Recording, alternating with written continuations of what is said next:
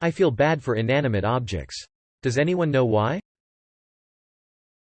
For instance, I feel bad for my AC being kept on for hours. And then after some time, I would want to turn it off so that it can take a break or sleep as if it has feelings or something. Another instance is when I see water bottles being crushed or seeing boxes being destroyed. I just instantly feel bad for it. I think to myself that the objects are being tortured and are internally shouting in pain. I would then picture the objects crying about how they are treated the way they are. There are many more examples I can go on about, but I feel like you understand my point by now. Sorry if this sounds super dumb. I just wanted to know if there was some sort of scientific explanation to it, or if there is anyone else that could relate to me somehow that might have an explanation. I don't have an explanation. However, I have felt feelings similar. Like if I chose one object over another. Especially if the one is defective or clearly inferior. I will almost always take the inferior. Or feel terrible amounts of guilt over not. Sorry if this sounds super dumb. No, it's a human phenomenon.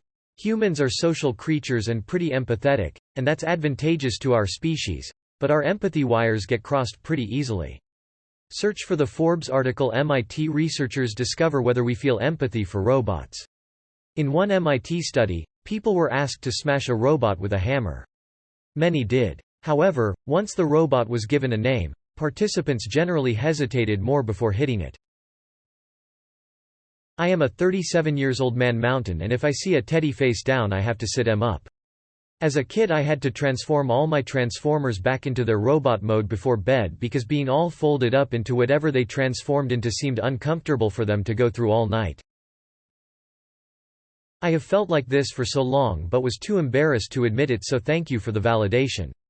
I used to feel bad for my childhood house for keeping us warm, so I'd think about covering the house in blankets only to realize the blankets would get cold. I also try to buy products with damaged packaging if the product is undamaged or damaged in a way that doesn't inhibit its usefulness. Love my scratch and dent stove and pre-dropped utensil set. I only have this with an old teddy bear I used to love as a child. He is so worn down and rough looking, I have put him inside a closet. Every time I see him in there I feel guilty. Probably watched The Brave Little Toaster a few too many times. I've found my people. When I was in elementary school, I used to leave my backpack a little bit unzipped so my Beanie Babies would have enough air circulation. As an adult I've gotten teary-eyed whenever I say goodbye to a car. I had the same bookmark for just over 15 years. It was like a friend that had been with me through thick and thin. About a year ago I finished a book in my living room. I left the bookmark on the coffee table, put the book away on the shelf, and went off to do other things. My roommate found it and threw it away thinking it was a scrap or trash. I went to grab it a day or two later and it was gone.